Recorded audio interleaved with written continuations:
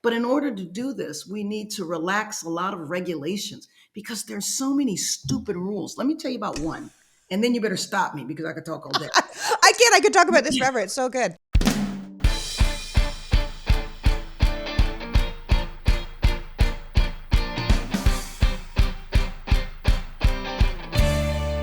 Hello, and welcome to the Politics Girl podcast. I'm your host, Lee McGowan. Let's get into it.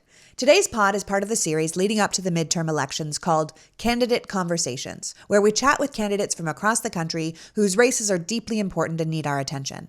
Our guest today is Karen Bass, Congresswoman for California's 37th District, former California assemblywoman, and current candidate for mayor of Los Angeles.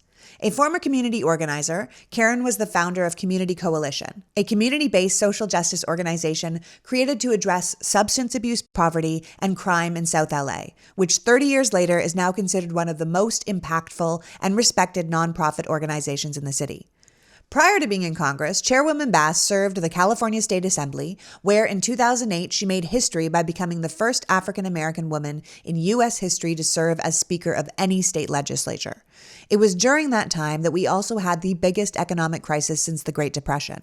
But under Bass's leadership, California thrived, and she ended up receiving the John F. Kennedy Profile and Courage Award for her work. Karen has now been a Congresswoman since 2013 and has served on the Judiciary Committee, the House Foreign Affairs Subcommittee, and was a key player in getting the 2020 Equality Act passed, which provided explicit anti-discrimination protections for LGBTQIA+ people, founded the bipartisan Congressional Caucus on Foster Youth, and served as the chair of the Congressional Black Caucus in 2019 and 2020. And now she's running for mayor of Los Angeles. And you might think, okay, I'm out. I don't live in Los Angeles, so why should I care? Here's why. Los Angeles is the second biggest city in the United States. California has the biggest population in the United States. So the things that happen here end up being the beta test for things that happen across the country. Legislation, laws, and programs that start in big cities and states often end up rolling out to other places. Look at Texas's terrible abortion bans or the criminalization of women and doctors that is now being implemented in other red states. Look at what's happening with education in Florida. Other Republicans are looking at their regressive policies as a template for what is possible and what they can do federally if put back in charge. So the things that Karen Bass wants to implement in Los Angeles, if successful, will no doubt expand to other cities or states. And what happens in California is very often the bellwether for federal legislation. That's why Governor Gavin Newsom is being so proactive on the climate. As the saying goes, as goes California, so goes the nation. I'm also having her on because she's running against a wolf in sheep's clothing. The newest way Republicans are trying to undermine the electorate is to trick them into voting for someone who presents themselves as one thing, but is actually another. It's why vocal anti-choice Republicans are now scrubbing their websites of any anti-abortion rhetoric, and people like Glenn Youngkin could become governor of Virginia, presenting as some fleece-wearing moderate dad when he was really a far-right extremist billionaire who was anti-choice and anti-public school. Karen Bass is running against Rick Caruso, a lifelong Republican billionaire real estate mogul who switched his party affiliation to Democrat just 3 weeks before declaring his candidacy for LA mayor. He knows Los Angeles is a blue city, so he's pretending to be something he's not in a bid to trick Los Angeles into believing his values and positions align with theirs. And this is something that is happening right across the country. So this episode is worth listening to, not only because Who Runs LA is a blueprint for what could happen statewide or even nationally, but who wins this race is an indicator if voters can be tricked by GOP candidates looking to deceive them. So without further ado, and because let's be honest, that was a very long introduction, please welcome my guest, California Congresswoman, former state assembly member, and true Democratic candidate for mayor of Los Angeles, Karen Bass. Welcome, Karen. Thank you so much for having me on, and thank you for what you do. Oh, thank you. We're both lovers of democracy. We got to put in the work, right? Yes, exactly. Well, We actually met very briefly at an Emily's List event.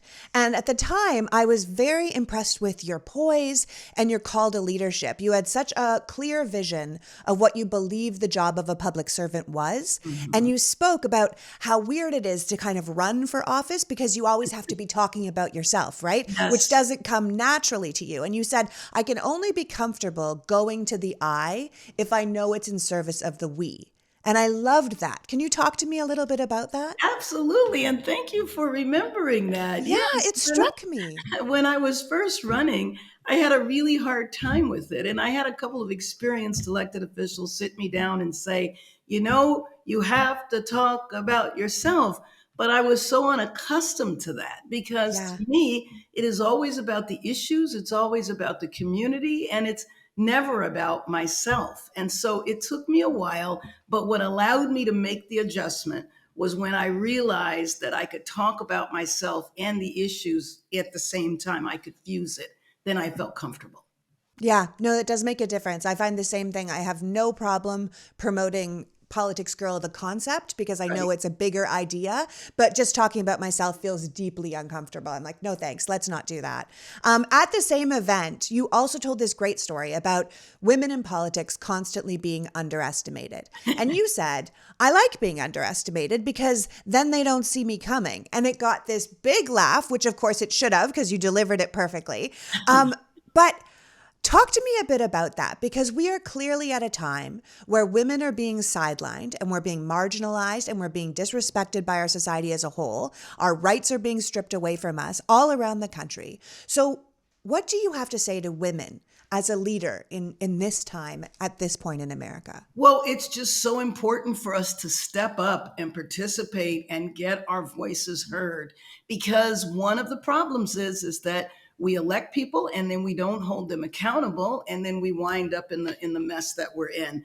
And so increasing our participation is critical. When I was first elected to Congress, I don't know exactly what the ratio was, but it was very out of whack. And so we have elected so many more women in the years that I have been there, but we are nowhere near parity. And you know what? I think if in the world we're like maybe 20, 25. So many other countries are doing so much better than us. And the countries that are doing the best are several African countries where it's Mm. actually required to have a certain number of women. Rwanda has the highest proportion of women legislators than any country in the world. Well, I love that. Much more respect for the matriarchy over in Africa, too, I think, and Yeah. the power of women in general. Now, you have been a powerful woman for Los Angeles, both in Sacramento and Washington for more than 14 years. But I don't really see you as a career politician. You know, the Me kind of either. people that, yeah, right? The kind of people that need term limits to rein them in, or you're like, okay, I think your time's done, like move along, right? Because you keep changing roles, you keep growing in your job. And I see you more as a career public servant. Thank Can you. you talk to me about that? Well, absolutely, because let me just begin by saying I never imagined myself running for office, especially in the time period when I was growing up. We kind of shunned that. We kind of looked at people who were in office as, maybe they were too establishment per se. But after I built a community organization, I was the executive director of an organization in South Central called Community Coalition. I was there for 14 years, and my goal was to build it, recruit the leaders, train them, and leave, pass that baton. And so what I realized is that I could play another role on the same issues and be effective. And so that's why I ran for state office. But I didn't run for office. The first time I ran for office, I was in my 50s. So I had done many things before. I had worked in healthcare. I had, worked in the community. And so being in office to me is just another way of addressing the issues that I was addressing in the community. I'm still working on the same issues, trying to deal with criminal justice reform and addressing mass incarceration, trying to deal with the child welfare system because that's the feeder system to the criminal justice system and it's the feeder system to homelessness. And so trying to address some of the structural problems that lead to poverty, that lead to crime, that lead to the social and economic conditions is what I've been focusing on for the last 4 decades. Yeah, because it really comes down to the root problems, Right. not just The root. solving where we are now, but like how did we get here and how do we stop arriving here? And that's what led to me saying, you know what, as much as you love being in Congress because you can work on domestic and international issues, and I love foreign policy, but I felt like I could no longer stay in Congress and I needed to come home because I really feel that we're in the fight for the soul of our city. And we could go in two very different directions. And the two of us represent very different ideologies, very different values. And I kind of feel like I'm in this movie and I'm getting ready to watch this really bad movie over and over again. And the movie I'm referring to is when we had a crisis in the 80s with crack, the Crips, the Bloods, 1,000 homicides. People were so demoralized. And then the problem is that elected officials, policymakers, all they did was pass laws to get rid of people, to throw people in prison, and they wouldn't address the root causes. And I feel like we're on the verge of doing the exact same thing again, just addressing what's in front of us, which are 40,000 people on the street. And some people are like, you know what? I taxed myself twice. The problem got worse. Can you just get rid of these people? And not understanding why the problem got worse. We absolutely need to get people off the street. It's outrageous to me that we've allowed this to happen, where you see people living on the streets all over the place. I remember in the 80s, we didn't even have the word homelessness. That wasn't even in our vocabulary. And it began in the late 80s. And so I think now it has reached crisis proportion, and we have to make a decision to address the problem. That's why I decided to walk away. I could have continued in Congress, walk away, gamble everything, because that's what I think is at stake. I think that's exactly right. And I think we can't just continue to brush everything under the rug and say, look, the house is beautiful, right? Like that's not what's happening. We can't just brush it away and say, no more homelessness, all gone, right? It's just going to come back all over again, which kind of brings us back to my original point, which is that the race that you're running isn't just about Los Angeles. It's about Right. the issues of our time. That's Homelessness right. is not just in LA, right? But what happens in cities like LA or populous states like California often end up dictating what happens or can be implemented across the nation. Exactly. Programs that start here, if we reimagine something, if we say we're not going to brush it under the carpet, we're going to reimagine a new way to do this. You start a project here in Los Angeles and then move on to state legislation and honestly national legislation. So let's go through your plans for the city. I'm going to hit some of your key issues so that everybody listening knows what you're prioritizing, but also so they can see that if you're successful with these programs, they could find their way to their cities and even to federal legislation. So feel free to jump in whenever you want. And Okay. I'm going to say to anybody listening that I have never seen a candidate website like Karen Bass's. I mean, Thank you you. want to see detailed plans? I'm telling you, this freaking website, I was sitting there, I was like, are you kidding me? It's thought out policy. Every single issue is broken down into easily understandable ideas in common speak. No generalizations or kind of pandering big concept ideas like when politicians say, we're going to solve the city's drug problem. And you're like, okay, how, and like your entire website is the how, right? Leaders across the country could learn a hell of a lot just going through your proposals. And because it's so detailed, I can only graze the surface of what you have planned, but suffice it to say, you are ready to hit the ground running as mayor. Thank So you so much for that. I know that our policy director, Joey Freeman, will be so happy to hear you say that. it's a nerd. I'm a nerd, but I'm telling you, if people look at that website, they'll go, oh, I see how she's planning to do this. She's not just saying words. She really has a plan for this. Let's talk about these issues. Okay, homelessness. As you said, LA's homelessness crisis has evolved into a full-blown emergency. 40,000 people sleep without a roof over their head in the city every night. That is more than any other city in the country. Nearly 4 unhoused people die every day here. But homelessness isn't just a crisis for the unhoused. It's also an increasing crisis for every neighborhood in the city. It's a public health emergency. It's a public safety emergency. It's an economic emergency. But it's also a humanitarian crisis that requires a big response. And let me just tell you, because it is a reflection of my values as to how those policies were put together. We involved people who were directly involved in the issues. So there's a lot of people in our city who are doing incredible work getting people housed and off the streets.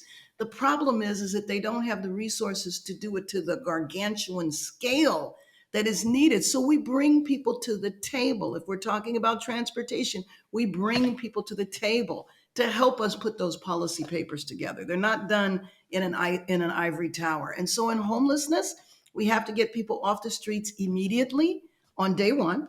And then on day one, we have to get them services depending on why they are unhoused. If it's somebody who is unhoused but is working full time, they don't necessarily need services. They need a roof over their heads so that they don't have to buy a gym membership, so they can have proper hygiene and then go to work. But if you're a former foster youth, or if you're a veteran, or maybe you're suffering from a chronic illness like substance abuse or mental health, you need services on day one as well. And then there needs to be a joining of the city and the county. We can't point fingers at each other. We have to be joined together. So off the street, temporary housing, but temporary. The problem is for too long, we say temporary and it just stays as temporary. We have to get people into permanent supportive housing and then eventually get people even out of that and mainstreamed back into the regular market. But we have to make sure that people have employment. And so, one of the things that I want to do, we already are doing, but I want to really scale up, and that is outreach to get people off the street by training people who were formerly unhoused, because they're going to be the best ones to go and say, look, brother or sister, I was there. I worked my way off of it. You can get off the street. And it's the same thing with addiction. I did this 32 years ago at Community Coalition. The majority of my staff were people in recovery. They had been homeless, they had been addicted. And when they come out of their addiction, they become zealots. They are the most committed people to getting people off drugs so that they don't go through the same experiences that they did. But in order to do this, we need to relax a lot of regulations because there's so many stupid rules. Let me tell you about one, and then you better stop me because I could talk all day. I can't. I could talk about this forever. It's so good. One rule is if you want a housing voucher, you have to present an ID. Well, I've been in a tent for 5 years. I don't have an ID. Well, you know what? I'll help you get an ID. Great. Where's it going to be mailed to? Why don't you put me in a house? Then I'll have an address. Then you can get my ID. It's those kind of thinking, because the thinking is not like it's an emergency. If you imagine a hurricane or an earthquake, that's the mentality we have to have. I think your point that for too many years, the government action on homelessness has been way too compartmentalized and finger pointing and sort of federal, state, county, city governments all kind of doing their own thing and not working together in cohesion. That's a real problem. And then you send police out to knock down homeless encampments instead of maybe funding teams or having people who have been homeless or have been in that position to go out and do outreach. Because I believe that the statistics say that when unsheltered individuals understand that there is a safe, clean place to go and services that they need, they don't want to live on the streets. Right. When outreach is done right, most people don't refuse. And the ones that do refuse might just need more care to figure Right. out their way back into the system where they feel confident in it. Exactly. And some people who are profoundly mentally ill, and all of us have seen that, they might not know. It's like you go up and talk to somebody, if they're having a psychotic episode, they could be talking to 16 imaginary people. And here you are. So some people might need extra care. But the problem now is that people have just gotten so demoralized. There is a segment of our population that just doesn't care, that just says, forget it. So it's my job to inspire those folks that there is hope. We can deal with this. Please go vote. Don't just say, I gave up. I don't even want to deal with it anymore. Because as long as we have that kind of attitude, it's just going to continue to get worse and worse. Yeah. And as long as we keep doing it the old way, it's going to continue to stay the same. Exactly. Exactly. Yeah. Okay, so let's do crime and public safety. It's kind of connected to homelessness, right? Absolutely. You believe it's the mayor's job to keep people of their community safe. That's part of the mayor's job. Number one. But we need to move beyond our previous, I would say, failed approaches to fighting crime, right? Yes. So how do you see reimagining fighting crime in our city? Well, there are some neighborhoods, as I've gone throughout the city, there are some neighborhoods that want to see a more visible presence from police. There's some neighborhoods that's the last thing they want to see. We have to address both. So for those neighborhoods that want to see an increased police presence, let's get the officers from behind the desk, get them on the street, because we can do that quicker, and we can hire civilians. We do need to replace police officers that have left. What I do not believe in is a massive expansion of the police. As long as we have the attitude that the way you are safe is by having more and more police officers, we're never going to be safe. Number one, because the police department can't even recruit enough people to fill a class. The maximum amount they can take is 40. They can't get past 20. I have Oof. always believed, and the reason I started Community Coalition in 1990, 32 years ago, is that we need a comprehensive approach. And we spent our first few years at Community Coalition pioneering certain strategies to prevent crime. Many of those strategies have been studied, researched, perfected, and replicated. But once again, we don't provide enough resources consistently. So I want to massively expand that. And President Biden has proposed billions of dollars for community safety or community violence prevention programs. I want to go after that. I've learned that several years ago, I learned that LA leaves millions of dollars on the table of federal funding, doesn't even apply. And so you better believe I'm going to have full time staff who do nothing but look for money. So I don't view everything as the pie of the city budget. I view that this is the United States. We have all the money we need here, but you got to go get it. Yeah. Well, I mean, that probably goes back to your social work background, like you have to look for the grants, you have to look for Right. what's out there, and you have to take care of your people. And I think you're saying we prevent violence and crime in the same way that we prevent homelessness by addressing the root cause. In this case, it would be poverty, substance abuse, lack of access to supportive Well, services. you And know, one reason why there has been an increase in crime is because during the pandemic, like everything else, those programs were shut down mm, and they haven't fully come back. And so I want to really massively expand them. Now, in addition to that, I want to start an office of community safety that is not connected to law enforcement.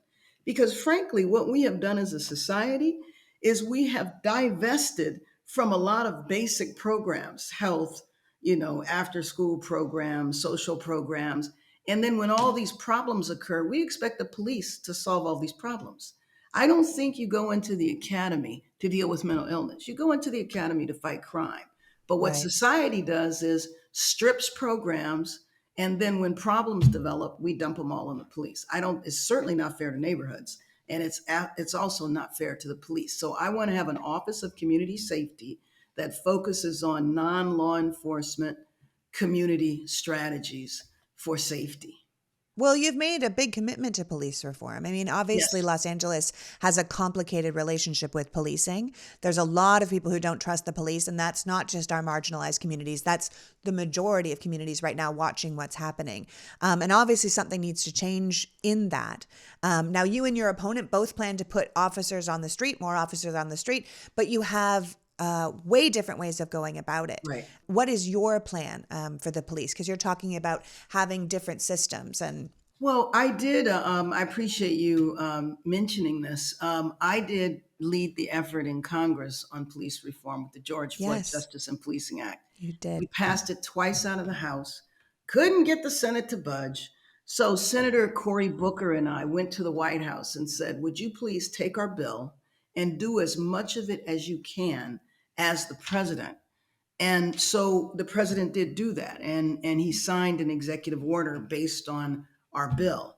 The fundamentals of police reform are two things: transparency and accountability. How about this? We have 18,000 police departments in the country, and we have 18,000 methods of policing. There's no national standards, there's no accreditation. And could you imagine going to a doctor that has no standards? No uniform training, no accreditation. Law enforcement is the only profession that could take away your freedom and your life. And so, my goal with the Los Angeles Police Department would be accountability and transparency, holding officers accountable. And we have several parts of our system that are frankly broken when it comes to both of those issues. Yeah, I think you've spent most of your adult life working on police reform, so I can only Yes. imagine you would continue that when you're elected mayor. Before we slide into your plans for the business community, let's take a moment to thank the businesses that made this conversation possible. And we'll be right back after this with mayoral candidate Karen Bass. Today's podcast is brought to you by my favorite daily supplement, Athletic Greens. I was so excited this week because one of my dear friends, Colin, sent me a picture of athletic greens on his kitchen counter and said, "I finally broke down and used your code." The thing is, Colin knows me really well. He knows that I'm telling the truth about this product, but it took him 6 months to finally bite the bullet and think, yeah, I guess I could feel better. I could get better sleep. I'd like to have a healthier gut.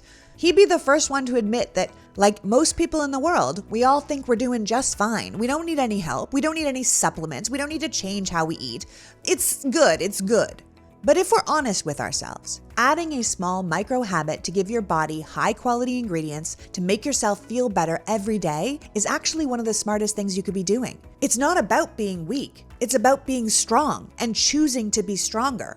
Now, my friend's an athlete, so I'm sure he appreciates that Athletic Greens is recommended by professional athletes and leading health experts and has over 7,000 five-star reviews. But as my friend, I'm just going to be grateful that he's getting 75 high-quality vitamins, minerals, whole food source superfoods, probiotics, and adaptogens to help start his day off right. I just know he's going to end up feeling better. So join my friend Colin and reclaim your health and arm your immune system with convenient daily nutrition. It's just 1 scoop in a cup of water every day. That's it. No need for a million different pills, just to look out for your health. To make it easy, Athletic Greens is going to give you 1 free year supply of immune-supporting vitamin D and 5 free travel packs with your first purchase. All you have to do is visit athleticgreens.com/politicsgirl. Again, that's athleticgreens.com/politicsgirl to take ownership over your health and pick up the ultimate in daily nutritional insurance. Why does it always seem like when the kids go back to school after the summer ends, it's going to be easier? It's not easier. Now it seems like there's tons more to do. More things on our plate, more grocery shopping, more lunches being made, more driving, more dirty dishes, more homework, after-school programs. Busy season is back in full force. But if you're anything like me, you don't exactly have all the time in the world to spend on meal prep. So let Splendid Spoon do it for you. If you've listened to me talk about Splendid Spoon before, I originally wasn't sure if we should take them on as a sponsor because I like to be honest about my products. And this is a plant-based meal delivery system, and our family wasn't vegetarian. But they had so many options, and the ideas of having it delivered right to my door where I didn't have to actually prepare it, but just heat it up or drink it was highly appealing. They have over 50 ready-to-eat meals that can be delivered right to your house on repeat. Everything from breakfast smoothies to lunch bowls to noodle dinners and juices. Soups in between if you want them. You can easily customize your meal to fit your schedule and your diet. The plan is 100% plant-based, gluten and GMO-free, and it has plenty of vegetables and legumes and healthy fats and whole grains and spices from all around the world. If you're like me and you want to eat healthier, but you don't want to have to figure out how to do it, this is a pretty good way to go. So fuel up for your busy days with Splendid Spoon. Get started today and get $120 off your first 3 boxes at splendidspoon.com/politicsgirl. That's $120 off at splendidspoon.com/politicsgirl. You know, ultimately, we have to re-envision public safety in Yes. right? Right. It's essential. And, you know, racial profiling, excessive force, deadly shootings, that kind of thing, it just has to stop because it undermines the integrity and the public trust in police. And there are a lot of wonderful police officers out there, like you said, who didn't get into it to get into a fight on the street with someone having a mental breakdown. Exactly. But maybe Los Angeles, just like many cities in America, hasn't made the necessary investments Right. to secure a strong enough social fabric that people's basic needs are being met.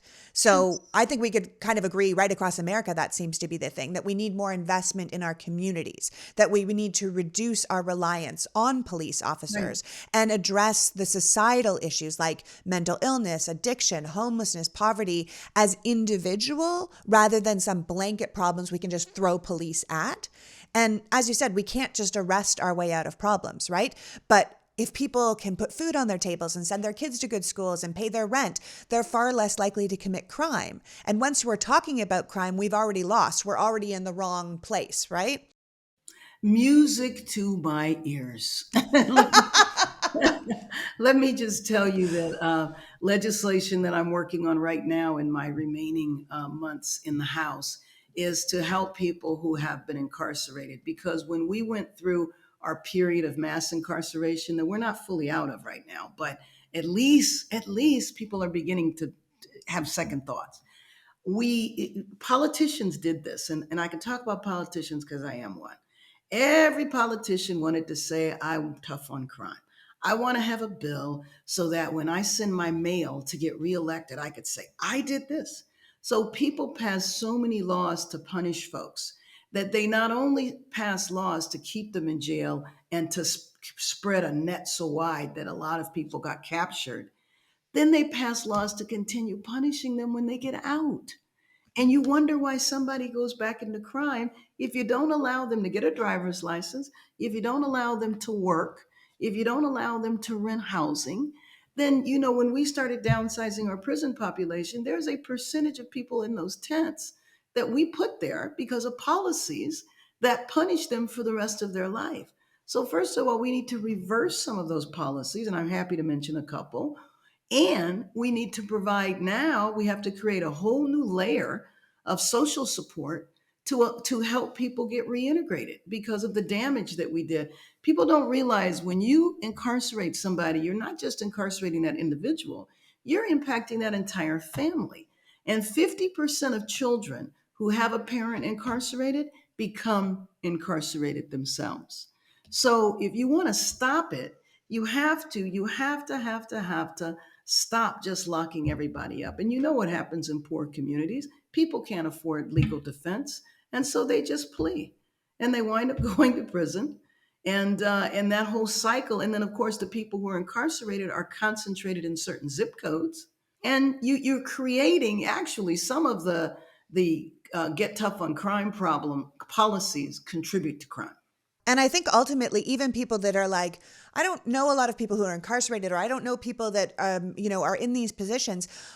Ultimately, everyone would benefit from having alternate response systems, including Mhm. social workers and EMTs and trained mental health professionals who can manage different kinds of emergencies more targeted than the police can, right? So then the police are freed up to deal with what they should be dealing with, which is more serious crime. And it's essentially the argument behind the original defund the police concept, which was Right, an impossible slogan to get behind and only right, added fuel to the fire right. for people that don't want to reform the system.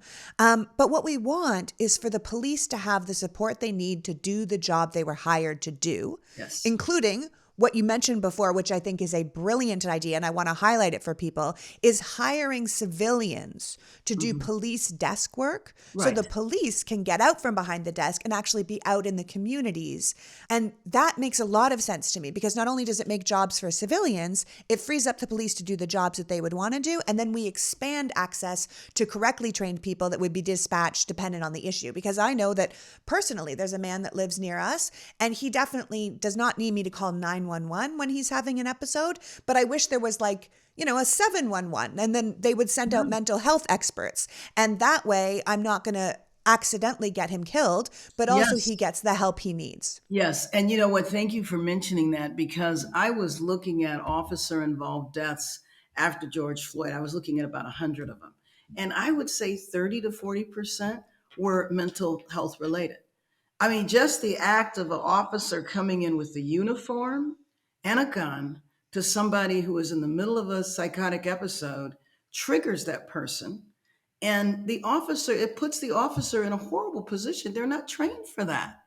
And then the individual looks or acts violent, and then the person winds up being killed. I mean, it happens over and over again. And it's so Yeah. sad in our society that we have decided to deal with mental illness. We have plenty of money to incarcerate people who are mentally ill, but we won't spend the money to take care of them. Isn't that crazy? It's a reimagining. It's a Exactly. reimagining. And maybe that's a little bit what happens when you only have 10 to 20% of your leaders as women. Maybe that's a little bit of what happens.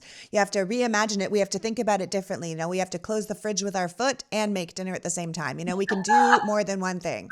I And I can think totally that see we think yeah, we think a little less compartmentalized. Maybe it's just a different way of thinking. Now, I can't talk to you about your policies without saying business. Obviously, business is big in LA. You're running against a businessman. It's big across the country. The economy is a big deal across the country. And it's often what classic old school, non-racist, non-fascist conservatives are always hitting Democrats on, right? Like this, it's the economy stupid stuff, right? But you've been really clear that you want to attract, retain, support businesses and job opportunities in Los Angeles. But like, No duh. Of course you do, right? But you've pointed out that it's small businesses that account for nearly half the jobs in the city, and a lot of them were damaged during the pandemic. And Yes. you see the recovery of these jobs as essential, and your experience in the state assembly during the Great Recession as kind of the blueprint to make this happen. Like you've done it once and you can do it again. Absolutely. And really, the core issue in our city is income inequality, the difference between those that have and those that have not. Well, how do you solve that? There's really only three types of jobs. You either work for the public sector, the private sector, or you're self-employed. So if you're interested in dealing with poverty, you have to be committed to business, public sector and private sector. And so it's in everyone's interest for the business community to thrive. But I want to be very aggressive about that. I want to use things like our climate change goals to help business because you need small businesses. If you say you're going to green buildings, well, how does that work get done? Who does it? So let's go to the communities that have the most economic need, help them start businesses, provide them the technical support that they need, and then hire the people in those neighborhoods because they need the jobs the most and make sure the wages are decent. We have to lift everybody up. And so to me, it's a false dichotomy to say, well, I care about poverty, but I don't care about business. Well, how are you supposed to get people out of poverty if they don't have a They're job? going to need jobs. I will tell you that one thing that's a little frustrating to me, though, is that during the pandemic, I chaired the Congressional Black Caucus, and we brought together the Black, Latino, Asian, and Native American caucuses. We all banded together, and we fought for and won hundreds of millions of dollars for small businesses in our communities, in underserved communities. But too many people tell me they weren't able to access the resources. That's why job on day one to me is to help those businesses that are struggling because of COVID and looking for the money. The money is not necessarily spent, but I want to provide aggressive technical assistance to those businesses that didn't get the money that we specifically fought for and sent to the areas. A lot of times people don't know how to fill out the applications, whatever. Yeah, well, that's why your website is so amazing because one of the things it says in the business section is you shouldn't have to hire a lobbying group to get Right. basic civil, like city services. It shouldn't be this unnecessarily hard to run a business or start a business or begin a business. You have all of these ideas about like when you first start a business, you won't pay taxes for a certain amount of time, when you have these kind of things so that it helps businesses begin. You said in the first 180 days of becoming mayor, you want to have a full scale review of regulations and Right. make sure you're cutting the ones that are the most burdensome to the business community. And let me tell you that one thing that I think people don't realize about policy is that you pass policy upon policy upon policy upon. Nobody goes back and reviews regulations that might have been passed decades ago that today no longer make sense. I remember when I was first starting out in the state legislature and I was going to take on the child welfare system. And I started doing all these town halls trying to see what laws we needed. And a social worker came to the meeting and she came with like three stacks of notebooks and she plopped them down on a table in front of me and she said, "These are all the laws." And I was like horrified Oh because my God. basically laws are passed, but unless a specific sunset is put in place, there's nothing to roll the laws back. So when you say reviewing regulations, that's what I'm talking about. There can be regulations that are critically outdated, but there's no mechanism in place to get rid of them. And so I want to do that. That's what I mean. I'm not talking about irresponsible deregulation like Republicans do. They deregulate because businesses don't want to be transparent or held accountable. We need regulations that keep us safe and protect us, but old, outdated, crazy regulations. Can I tell you one? Yes, please. This is one that is crippling us in substance abuse and mental health. 50 years ago, a regulation was passed that said you can't have more than 16 people in a facility. So Supervisor Hilda Solis wants to address mental health, right?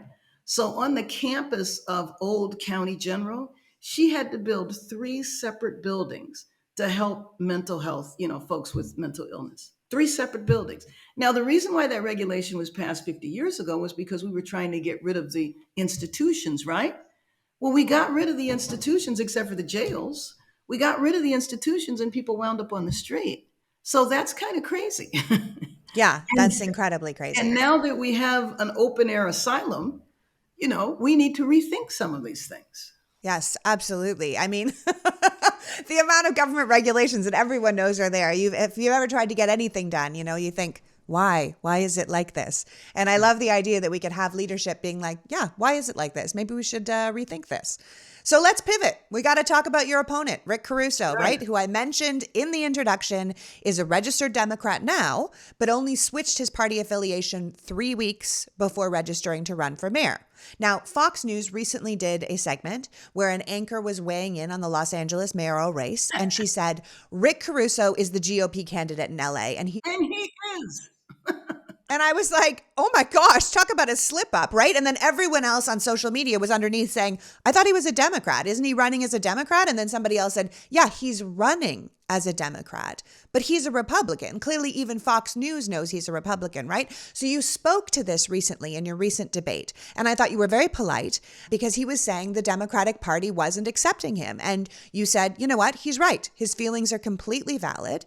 But it's clear that the Democratic voters' feelings are valid as well, that he's not being accepted as a Democrat because he just chose to be a Democrat because he's running in a blue city and he understands that he can't win if he's himself. So he's put on the clothes of a Democrat, but that doesn't make him a Democrat. And so I think we should speak to that. I think it's important to hammer home in today's political environment the people that say one thing and are another, or who promise to do things one way and then govern another. We can't take that kind of chance in today's environment. There are too many of our basic human rights on the line. Democracy itself is on the line. Personally, I think that someone should be prepared to do the job. Experience is essential. You clearly have it. But at the very least, we need to be able to trust the candidate we're voting for and the values that they're going to be working with when they are leading. And that really concerns me with your opponent. So well said. Two critical words: trust and values. Absolutely. So, Rick, for 36 years, was a Republican. In 2011, when he was thinking about running for mayor, he became independent. In 2016, he went back to being a Republican so he could co chair John Kasich's presidential campaign John Kasich, who was anti-abortion, by the way. when he was defunding Planned Parenthood in the state of Ohio because he was governor.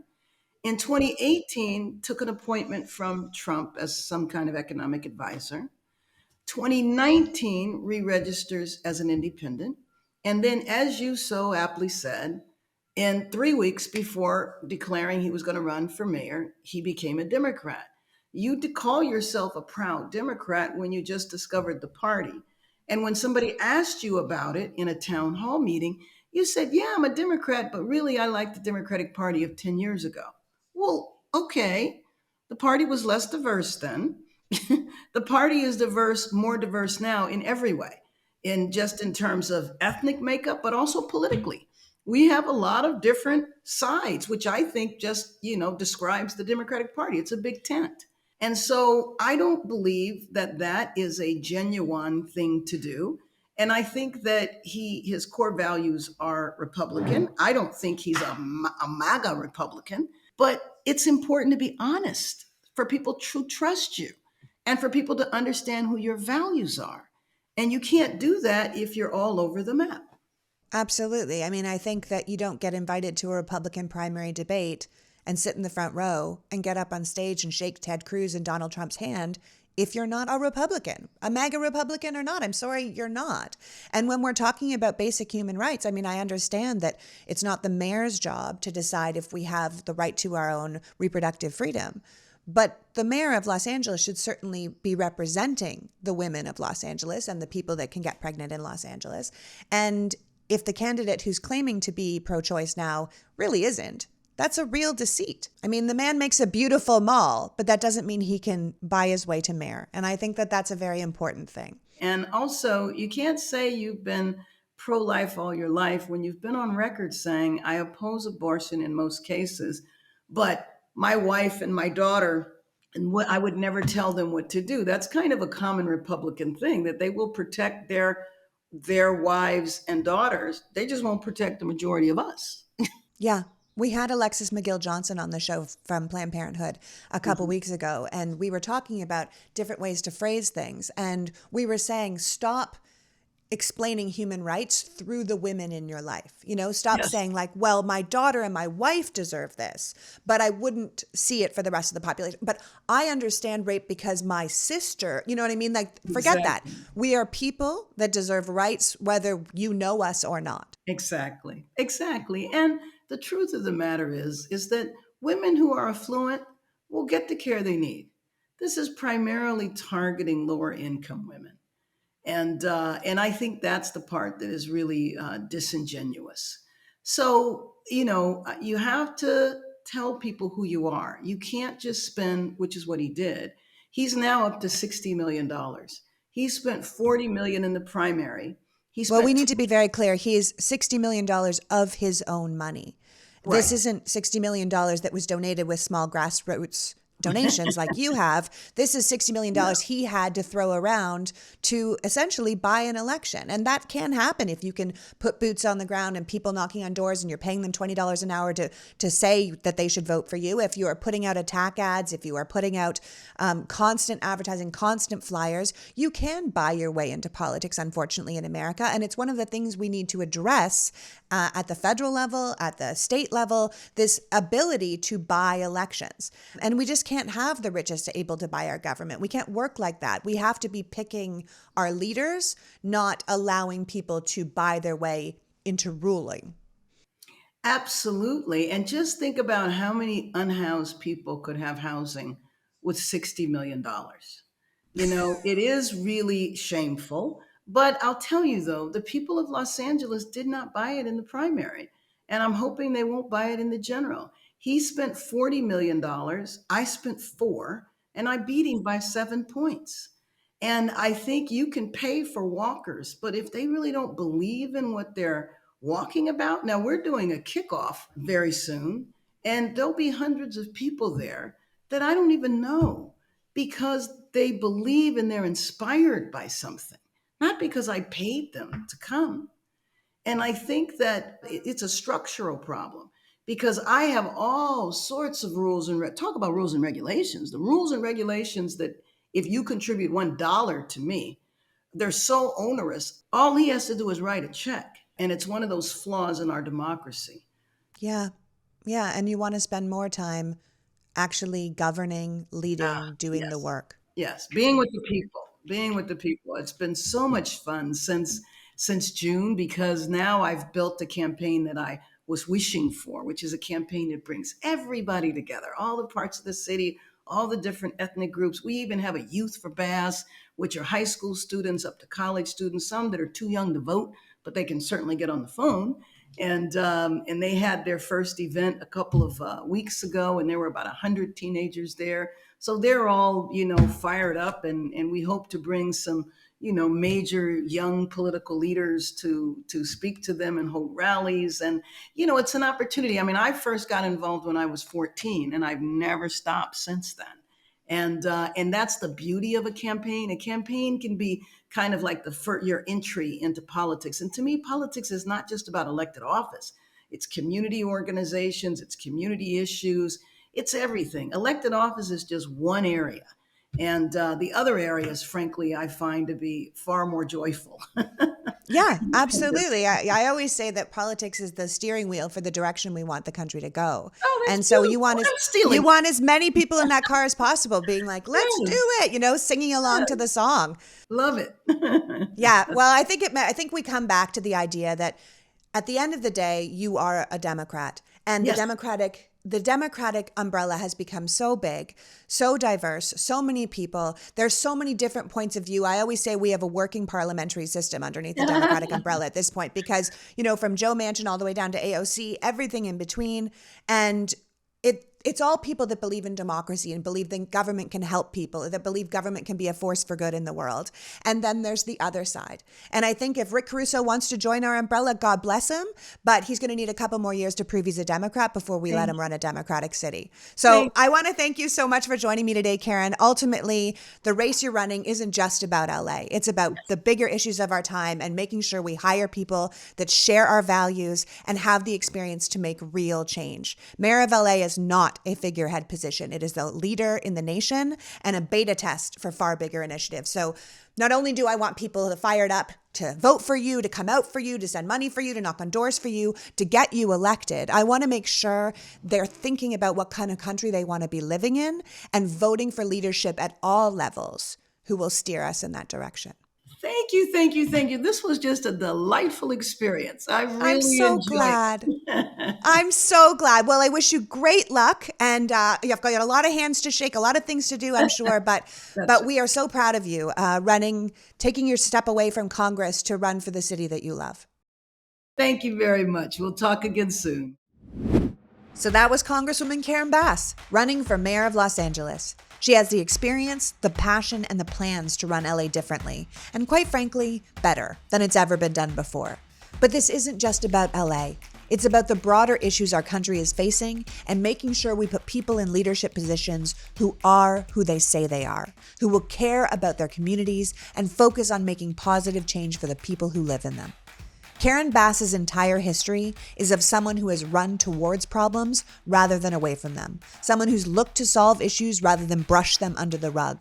And her vision for LA is not just forward thinking, but it's the only one that gets us to a safer, fairer, more progressive future. If we can do it here, we can do it right across the country. I want to thank Congresswoman Bass for joining us today and you for caring enough about democracy to be here. Now let's go out and get that woman elected. Until next week, PG out. The Politics Girl podcast is written and performed by me, Lee McGowan, in partnership with the Midas Media Network, and produced and edited by Happy Warrior Entertainment. All rights reserved.